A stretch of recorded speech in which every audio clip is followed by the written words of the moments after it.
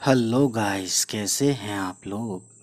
तो गाइस, आज की वीडियो है you know that very well. इसमें हम बताएंगे आपको बहुत ही ज़्यादा अच्छे से सांस सांस में बांस। ठीक है।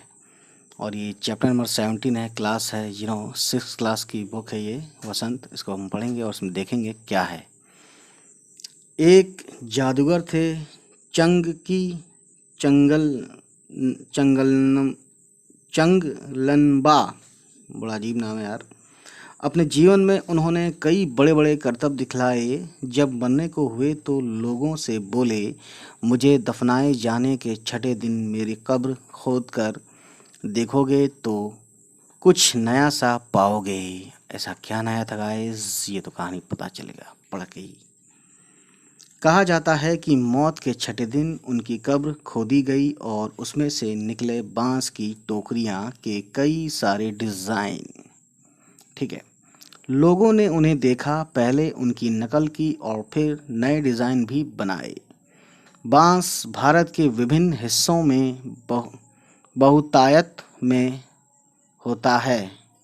बहुतायत यानी कि बहुत ज़्यादा पाया जाता है। ठीक, यही इनका कहना है, मतलब कहने का है यही है।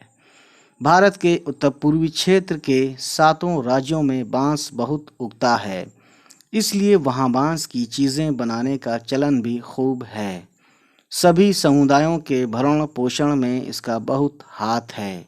यहाँ हम खास तौर पर देश के उत्तरी पूर्वी राज्य नागालैंड की बात कर रहे हैं, यानी ईस्टर्न जो वो हैं, ठीक है, ईस्टर्न एरियाज।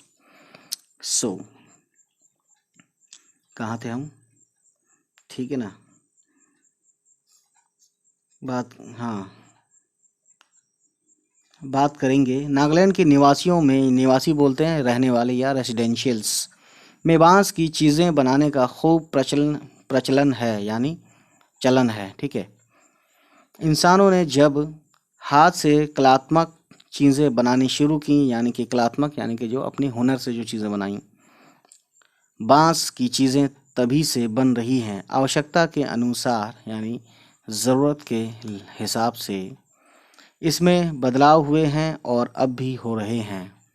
ठीक है, इस पेज पलटते हैं और देखते हैं क्या है।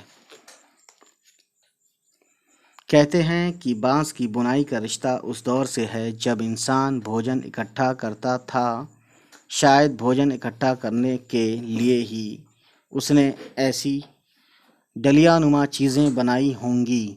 क्या पता बया जैसी किसी चिड़िया के घोंसले से टोकरी के आकार और बनावट की तरकीब हाथ लगी हो। बया जैसी चिड़िया, यानी बया एक चिड़िया का नाम है। ठीक है। बांस से केवल टोकरियां ही नहीं बनती, बांस की खप खपच्चियों से ढेर चीज़ें बनाई जाती हैं, यानी उनको फाड़कर, यानी बांस की लकड़ियाँ। ठीक है। जैसे तरह तरह की चटाइयाँ, टोपियाँ, टोकरियाँ, बर्तन, बैलगाड़ियाँ, फर्नीचर, सजावट सामान, जाल, मकान, पुल और खिलौने भी। असम में ऐसे ही एक जाल जकाई से मछली पकड़ते हैं।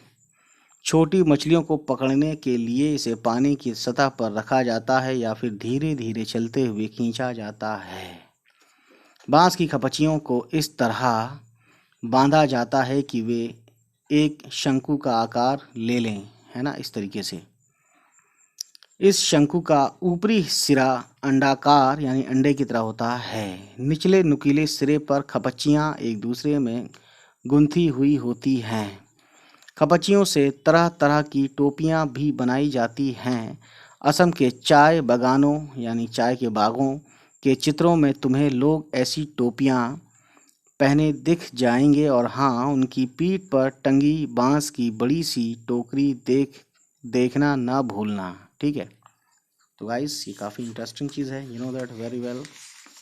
पेज पलटते हैं और देखते हैं क्या है। ठीक है।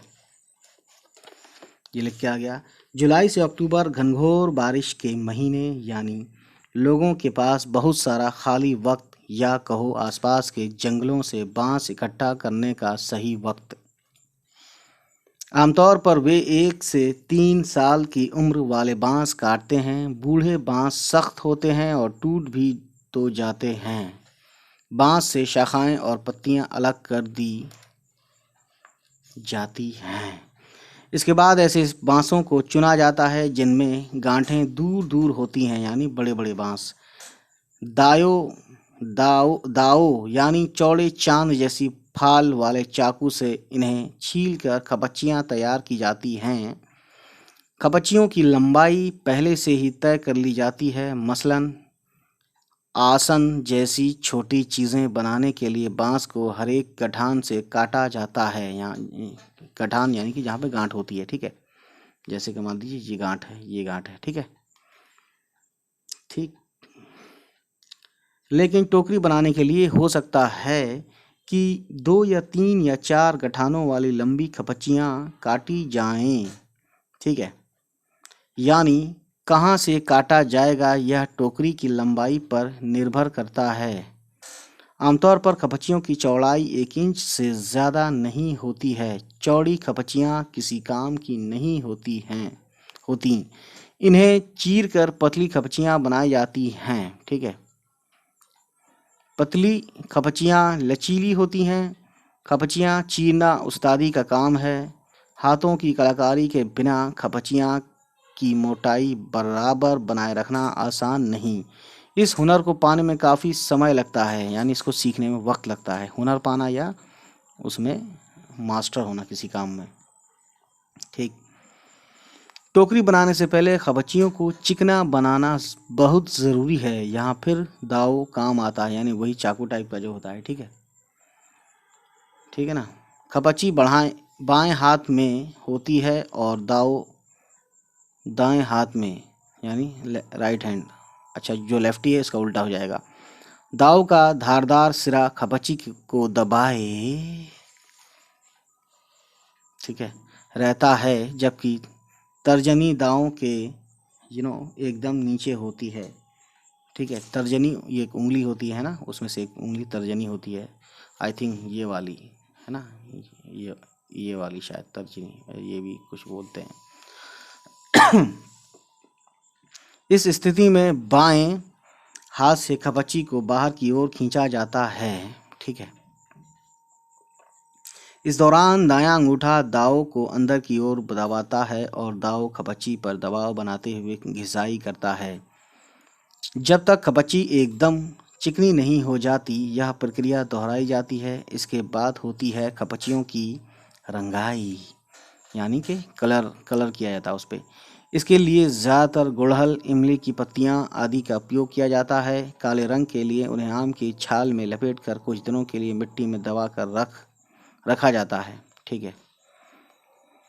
बांस की बुनाई वैसे ही होती है जैसे कोई और बुनाई। पहले खपच्चियों को चित्र में दिखाए गए तरीके से आड़ा तिरछा रखा जाता है, फिर बाने को बारी बारी से ताने के ऊपर नीचे किया जाता है। इससे चेक का डिज़ाइन बनता है। चेक समझ रहे हैं ना आप, यानी कि खाने बन जाते हैं, इसे बोलते हैं चेक। चेक का डिज़ाइन बनता है पलंग की निवाड़ की बुनाई की तरह, है ना, यानी चारपाई की तरह, या इस तरीके से समझ सकते हैं आप। ट्विल बुनना हो तो हर एक बाना 2 या 3 तानों के ऊपर और नीचे से जाता है। इससे कई सारे डिज़ाइन बनाए जा सकते हैं। टोकरी के सिरे पर खपच्चियों को या तो चोटी की तरह गूंथ लिया जाता है या फिर कटे सिरों को नीचे की ओर मोड़कर फंसा दिया जाता है और हमारी टोकरी तैयार। चाहो तो बेचो या घर पर ही काम में ले लो। तो जो लोग ज़्यादा बनाते हैं वो जाहिर है वो बेचते ही हैं। एलेक्स एम जॉर्ज लिखने वाले का नाम है। अनुवाद यानी कि ट्रांसलेशन किया है शशि सबलोक ने, ठीक है। तो इसके आगे कहानी कुछ नहीं है, एक्सरसाइज है। और ये चीज़ मैंने छोड़ दी थी तो मैं इसको पढ़ देता हूँ। क्या माजरा है ये। बांस से मेरा रिश्ता। बांस का यह झुरमुट मुझे अमीर बना देता है। इससे मैं अपना घर बना सकता हूँ। बांस के बर्तन और औजार इस्तेमाल करता हूँ। सूखे बांस को मैं ईंधन की तरह इस्तेमाल करता हूँ। बांस का कोयला जलाता हूँ। बांस का अचार खाता हूँ। अच्छा, बांस का अचार भी होता है। देखिएगा इस कितनी अजीब बात है ना। बांस के पालने में मेरा, यानी कि जो जिसमें कोई चीज़ रखी जाती है झूला झुलाने वाली, पालने मेरा बचपन गुजरा। पत्नी भी तो मैं हाँ, पत्नी भी तो मैंने बांस की टोकरी के जरिए पाई और फिर अंत में बांस पर ही लिटाकर मुझे मरघट ले जाया गया। मरघट जहाँ पे चिता जलाई जाती है। सो गाइस, ये थी आज की कहानी और इसमें बताया गया है कि सांस सांस में बांस, यानी कि बांस की अहमियत बताई है, बांस का इस्तेमाल बताया गया है। और खपच्चियाँ जब बांस को काट देते हैं तो पतली पतली ये बन जाती हैं, है ना, शीट टाइप की, छोटी छोटी पतली पतली शीट, है ना, तो उसे खपच्चियाँ बोलते हैं। तो बस यही कहानी है आज की। चलिए फिर नेक्स्ट टाइम हमारी फिर से मुलाकात होगी, तब तक खुश रहें, आबाद रहें, बाय बाय, टेक केयर।